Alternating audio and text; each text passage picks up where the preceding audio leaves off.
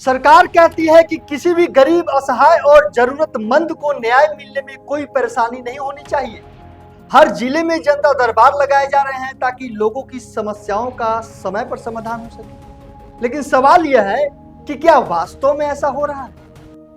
क्या जिले के अधिकारी हर पीड़ित की आवाज सुन रहे हैं? अगर सुन रहे हैं तो फिर एक दिव्यांग व्यक्ति महीनों से न्याय के लिए क्यों भटक रहा है? अगर अधिकारियों के संज्ञान में मामला नहीं है तो क्यों नहीं है? और अगर संज्ञान में है तो कार्रवाई अब तक क्यों नहीं हुई? अगर गरीब की सुनवाई केवल कागजों तक सीमित रह गई है तो आखिर क्यों रह गई? क्या न्याय केवल ताकतवर लोगों के लिए है? ये कई सवाल जनता के मन में उठ रहे हैं, और उठे भी क्यों ना, मामला ही कुछ ऐसा है। जय हिंद, मेरा नाम है प्रिंस शुक्ला और आप देख रहे हैं आपका अपना चैनल क्राइम फ्री इंडिया। मैं बात कर रहा हूं झारखंड के पलामू जिले की। एक और जिला प्रशासन हर बुधवार को जनता दरबार आयोजित करता है। उपायुक्त जनता की समस्याएं सुनते हैं, पुलिस अधीक्षक भी जनता दरबार लगाकर लोगों की शिकायतें सुनते हैं। यह व्यवस्था स्वागत योग्य है, लोग इसकी बड़ाई कर रहे हैं और सराहना भी कर रहे हैं। लेकिन सबसे बड़ा सवाल यह है कि क्या थाने स्तर पर भी आम जनता को उसी तरह न्याय मिल रहा है? क्या उसी तरह सुनवाई हो रहा है?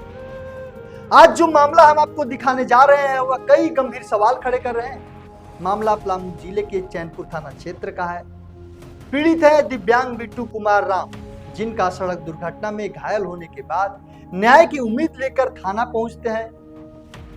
पीड़ित का कहना है कि उन्होंने एफआईआर दर्ज कराने की बात कही थी, लेकिन उन्हें यह कहकर वापस भेज दिया गया कि एफआईआर मत कराइए, इसकी कोई जरूरत नहीं है, आपको न्याय मिल जाएगा। ये कौन कहता है? ये कहता है वहां बैठे खाकी में बैठे एक अधिकारी। अब सोचिए कि जनता वहां जाती है कि उन्हें न्याय मिले, खाकी को देखकर एक अंदर से इंसाफ मिल जाएगा, ऐसा आशा लगाकर वहां जाते हैं, ऐसा महसूस करते हैं वहां के लोग कि कोई न कोई तो है जो हमारी रक्षा करे। लेकिन यदि वही व्यक्ति जहां इंसाफ के लिए जा रहा है, वही खाकी अगर ये कहकर टाल मटोल करे और उस व्यक्ति को न्याय के लिए दर बदर महीनों, एक दो महीने नहीं कई महीनों भटकना पड़े, तो उसका क्या हो? यदि पीड़ित के आरोप सही है तो सबसे बड़ा सवाल यह है कि बिना एफआईआर के न्याय कैसे मिलेगा? यह घटना 17 दिसंबर 2025 की बताई जा रही है। 17 दिसंबर 2025 की, और अब 2026 चल रहा है। पीड़ित का कहना है कि करीब 8 महीने बीत चुके हैं। 1-2 दिन, 1 सप्ताह, 2 सप्ताह नहीं, 1 महीने नहीं, बिल्कुल 8 महीने बीत चुके हैं, लेकिन आज तक उन्हें न्याय नहीं मिला। वे लगातार अधिकारियों के कार्यालयों के चक्कर लगा रहे हैं। कभी उपायुक्त के दफ्तर जाते हैं तो कभी पुलिस अधीक्षक के दफ्तर जाते हैं, अपने इंसाफ के लिए मांग करते हैं। तो सवाल यह उठता है, आखिर एक दिव्यांग व्यक्ति को न्याय के लिए इतना संघर्ष क्यों करना पड़ रहा है? क्या संबंधित अधिकारियों ने इस मामले की समीक्षा की? अगर की तो परिणाम क्या निकला? अगर नहीं की तो क्यों नहीं की? आइए पहले सुनते हैं पीड़ित बिट्टू कुमार राम खुद क्या कुछ कहते हैं, क्यों अधिकारी के दफ्तर भटक रहे हैं। सुनिए। दुर्घटनाग्रस्त कर दिया। उस संज्ञान में आलोक चौरसिया जी उसी क्रम में आ रहे थे, तो उन्होंने हमें गाड़ी से उठाए और सदर अस्पताल की ओर भेजे। फिर वहाँ पर चैनपुर थाना आई अस्पताल के यहाँ, फिर रेफर किया गया तो इलाज हमको के लोग और कुछ ऑटो ड्राइवर लोग भी आए, टेम्पू संघ के भी लोग आए, सचिव अध्यक्ष भी हमारे आए ऑटो संघ के, और एडमिट कराया अथी नारायणा हॉस्पिटल में, जहाँ मेरा अभी इलाज चल रहा है। और उसमें लागत कभी अभी तक मेरा को पैसा हर महीने का 7 से 8 हज़ार रुपये खर्चा होता है। फिलहाल 4 से 5 हज़ार रुपये का अभी दवा कुछ मतलब कम हुआ है, तभी 4 से 5 हज़ार रुपये का दवा चल रहा है। और मेरा किसी प्रकार का कोई मुआवजा नहीं मिला है, ना कोई इलाज का पैसा मिला है। और थाना प्रभारी चैनपुर नागेंद्र तिवारी के माध्यम से मेरा गाड़ी को भी छोड़ा गया, तो कुछ डॉक्यूमेंट को तैयार करके छोड़ा गया है। तो मेरा गाड़ी में भी 30 हज़ार रुपये लगा है, बना पे लगाया हुआ है, गाड़ी चल नहीं रहा। जो गाड़ी एक्सीडेंट था गुडू प्रजापति बेलवा टिकर चौक के रहने वाला निवासी है। उसके पास हम गए कि भैया से आप कंप्रोमाइज़ कर लीजिए, हम भी गरीब के हैं, कोर्ट कचहरी थाना पुलिस नहीं कर सकते, दौड़ नहीं सकते हैं। तो भी ऐसे गाला गाली करके हमको वहाँ से मतलब भगा दिया। उसके साथ में एक आदमी और थे, उनका नाम था राहुल सिंह। तो राहुल भैया को बोले, तो राहुल भैया बोले कि नहीं, इसे कंप्रोमाइज़ करने के लिए हम इसको बोलें, लेकिन ये सुन नहीं रहा है। तो फिर हम ऐसे घर आ गए। तो बेड रेस्ट के अवस्था में अभी भी मैं बेड रेस्ट हूँ, फिर भी हमको चक्कर लगाना पड़ रहा है मजबूरन कि मेरे पास इलाज के लिए पैसा नहीं है।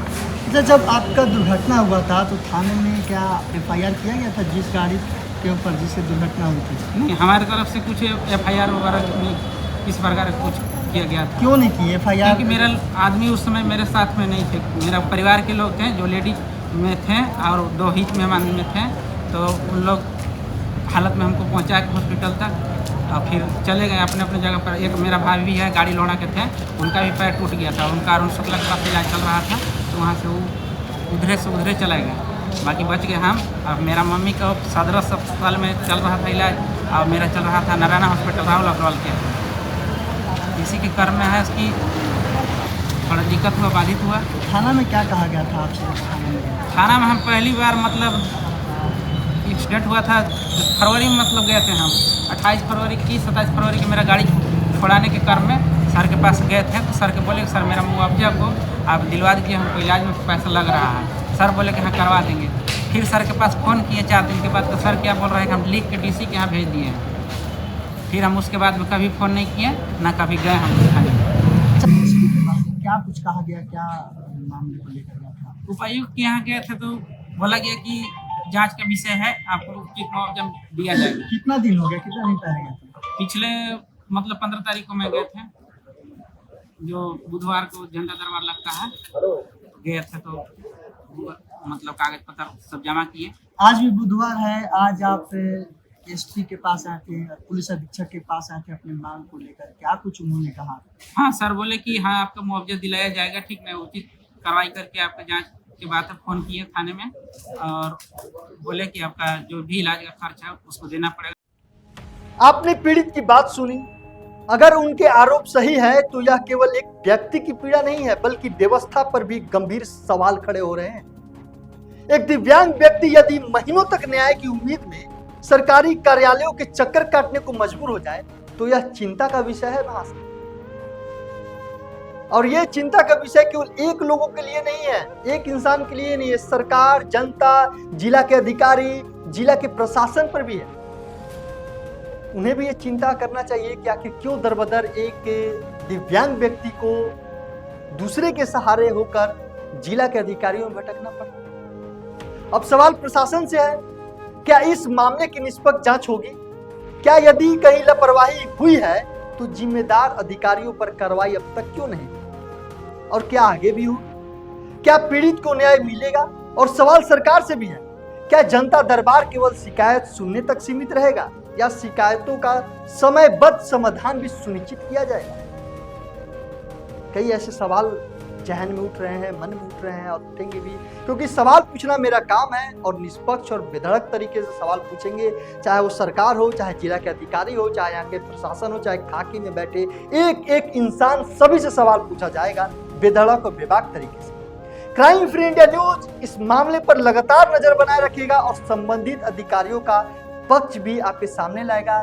मैं थाना प्रभारी से मिलने की कोशिश करूंगा, बातचीत करने की कोशिश करूंगा, मैं जिले के अधिकारियों से भी बातचीत करूंगा इस संबंध में। और अगर बात हो जाती है तो मैं ये सारे तमाम जो सबूत इकट्ठा करके आपके सामने लाऊंगा कि क्या कुछ अधिकारी कहते हैं, क्या थाना प्रभारी कहते हैं और मामला कहां तक पहुंचा है और क्या कार्रवाई इस पे हो रहा है। आप इस पूरे मामले पर अपनी राय हमें कमेंट बॉक्स में जरूर बताएं, क्योंकि आपकी कमेंट और आपकी राय रखना बहुत जरूरी होता है, क्योंकि आपकी राय ही मुझे मजबूती देता है और अधिकारियों से सवाल पूछने का हिम्मत। और अगर आपके मन में भी कोई अधिकारियों से सवाल पूछने का जो सवाल चल रहा है, मन में जहन में सवाल उठ रहा है, वो जरूर कमेंट बॉक्स में मुझे बताएं, ताकि मैं वही सवाल फिर से वीडियो में बनाऊं, पूछूं, न्यूज़ में बनाऊं और अधिकारियों से भी यही सवाल पूछूं। अगर आपके साथ भी ऐसी सरकारी विभाग में सरकारी अधिकारी से कोई अन्याय हो रहा है, सरकारी अधिकारी हो या फिर सरकारी विभाग में बैठे कोई भी कर्मी, अगर आपके साथ अन्याय कर रहा है, अन्याय हो रहा है सरकारी विभाग में, तो हमें दस्तावेजों के साथ, यानी क्योंकि कानून प्रूफ सबूत मांगता है, वो प्रूफ, वो सबूत अपने दस्तावेज के साथ हमें शिकायत भेज सकते हैं, चाहे सोशल मीडिया के थ्रू भेजिए, चाहे हमारे व्हाट्सएप पे भेजिए, क्योंकि हर प्लेटफॉर्म में मेरा व्हाट्सएप नंबर दिया हुआ है।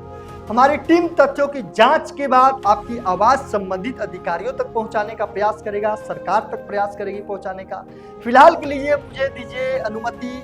मैं हूं प्रिंस शुक्ला आपके साथ। जय हिंद, जय भारत।